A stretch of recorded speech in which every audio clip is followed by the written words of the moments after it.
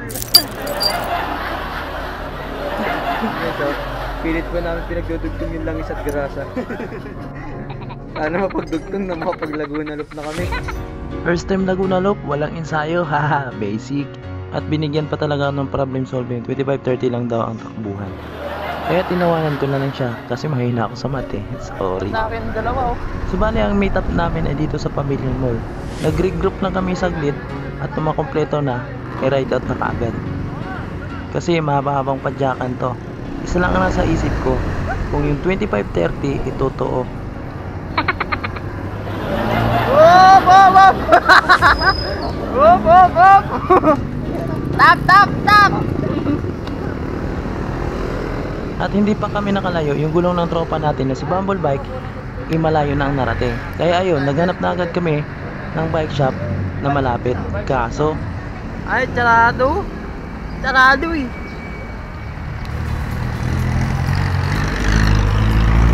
buti na lang nagbukas na maaga yung Bike Lane Bike Shop sa may Alabang. Sabi ko una na may aberya. Basta andyan yung bike mechanics. Bike shop na lang kailangan. Hindi na magkanta. Ito. Sinwede mo open. Sinwede yata. Sinaga ko na lang ako just ito. Sige yun. Hindi nga pala gulong ang problema kasi hindi naman siya flat eh. Kaso ang problema, wasak na ang bearing tsaka bali-bali na yung grasa. What? At habang nag-aantay na maayos, food trip muna para may pangkarga. Maraming salamat sa nag-sponsor sa food trip. I love you all. Harap.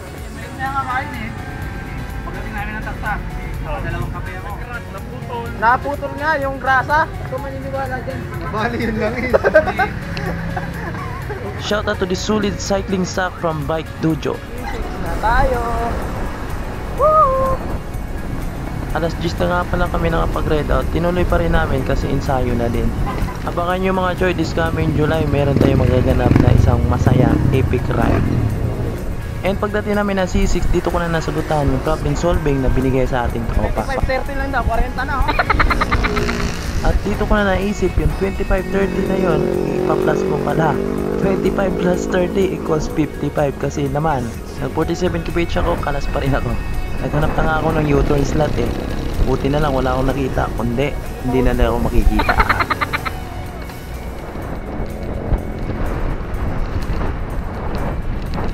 Dumaan kami sa Morong at syempre dito sa Baras para iwas lubak bago ang Tanay Rizal. Pahinga muna kami saglit dito sa 7-Eleven bago namin ahonin yung pinakamahabang ahon sa Bugarin. From Piso to Bugarin mga choy, meron siyang haba na 8.8 kilometers at 13 to 14 degree naman ang average gradient.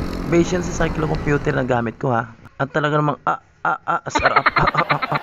At pagkatapos ng mahabang ahon ay kailangan kumain para luminaw yung relasyon nyo ng kalabuan na. Nagpicture lang kami saglit sa may magandang view dito bago kami bumaba sa may arko ng Mabitak. And nagpicture ulit kami sa may arko ng Mabitak bago namin lusungin yung mahabang lusong ng Mabitak.